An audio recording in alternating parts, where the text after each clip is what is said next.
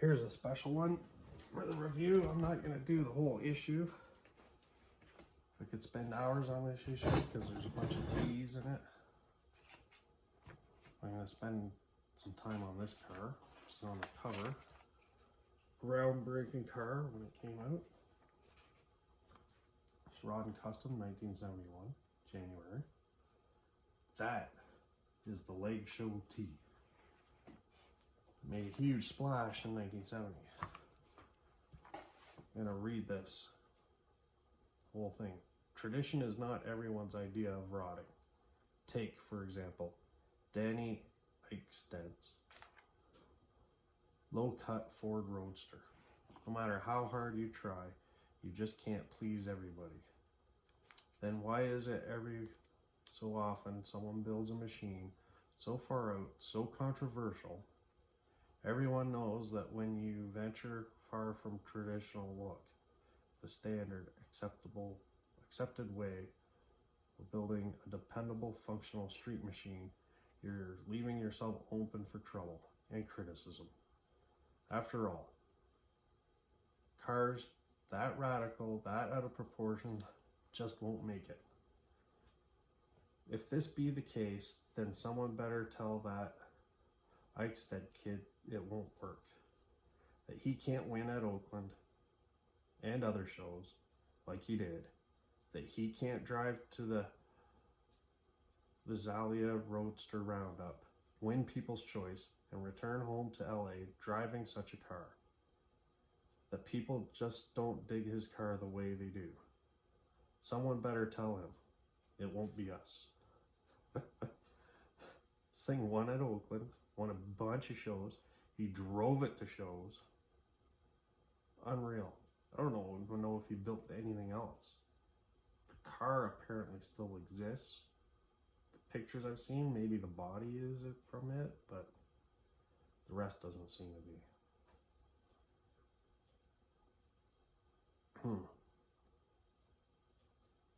Yeah. Where is it here?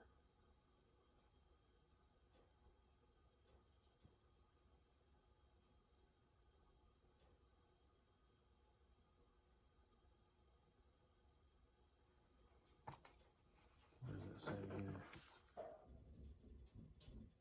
Everyone knows that when you venture far from the traditional look, the standard, accepted way of building a dependable, functional street machine, you're leaving yourself open for trouble and criticism. Yes, that still happens. I get criticized for making my car so short. It's the look I want. I love this thing. We had this magazine in my library at public school, and I think I checked it out in grade 2. The magazine would have only been about 6 years old at that time.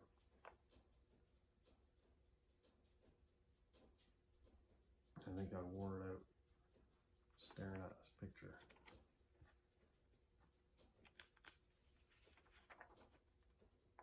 Car is incredible. Sectioned T-body. Short frame, big wide rear diff, big huge wide IndyCar tires on widened Buick wires. Like, unreal. Injected small block. Just crazy. His seating position is ridiculous. I mean, how does it matter? Like, the top of that cowl is at the middle of his shins. Then the back is kicked way up. And you left the back stock height and shortened it through the middle of that cowl. It just looks so radical and like big, huge top.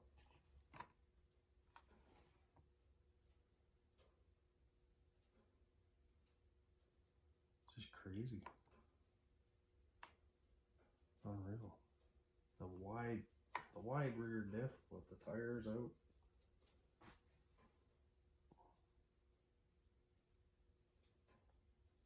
He drove this sucker on the street. I mean, not tons, but he drove it like more than 2 miles at a time too. Went up to rod runs and stuff. The octagon headlights on it were handmade. The cowl lights on it were handmade. It's details like that. They're made from solid brass. Rod&Custom rod in it. Made to suit the proportions, right?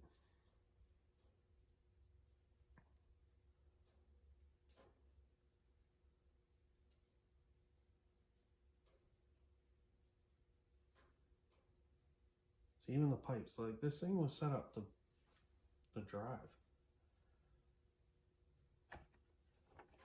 Had individual exhaust pipes. Used Yamaha exhaust baffle slipped in to the end.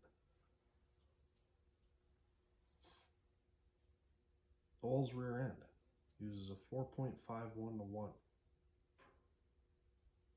Earhart discs on the back. Oh, so many people just lose their minds over not having front brakes on these things. Yes, front brakes do the majority of your braking in a normal car.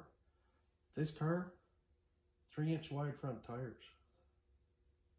Contact patch is going to be about like that, about the size of a dollar coin. Brakes on the front end of this thing are going to do nothing other than lock up the front wheels. I drove around in a 68 Mustang with a built Cleveland in it that, well, for some odd reasons, the front brakes would just pump up and lock up. So I disconnected the front brakes for a little bit until I got that all sorted out. But what was fun about that is you can lock up the rears and steer around stuff. But no, that made it fun. But even the gas tank is octagon to match. Little details like that. The tail lights match the cowl lights. This car was really something else. Total mind blower for my thought. Only got, you know, it was the big deal. It was the cover. It got 2 pages. That's it. And 1, 2, 3, 4, 5, 6, 7 pictures.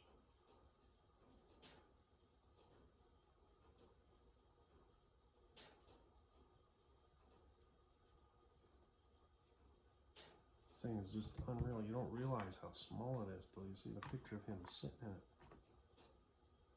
And then when you do that, the proportions of the body and this wheelbase. A wheelbase can't be more than 105 inches. That's what I love about T-buckets. They're like V8 powered go-karts. They're nuts. They're go-karts with lights on them. And you can drive on the street. They're such crazy fun. I've never owned one that I've had on the road.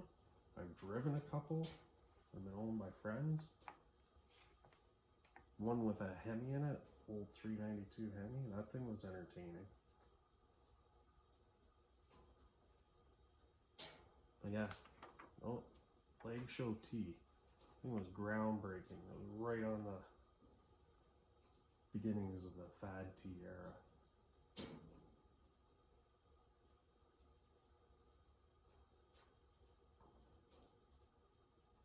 Some tried too hard, and that's what spoiled this. The whole T-bucket thing. Mid-70s, late 70s, it just got terrible.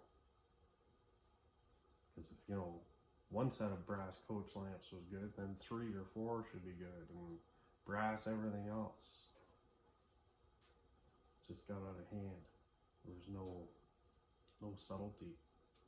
Like, this thing's subtle, but I'm talking like the accessories, right? But that's even the mirrors.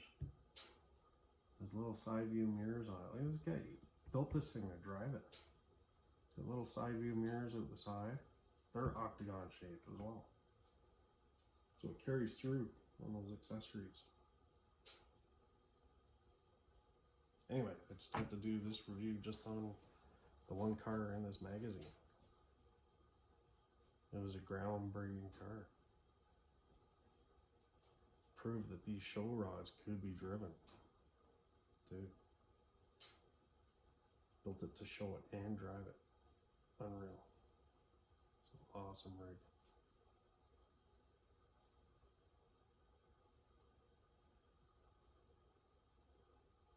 I'd really like to, after I'm done this tee, do one in this style, almost cross between this lake show style car and fuel altered for the street. I just want a really fast little roadster.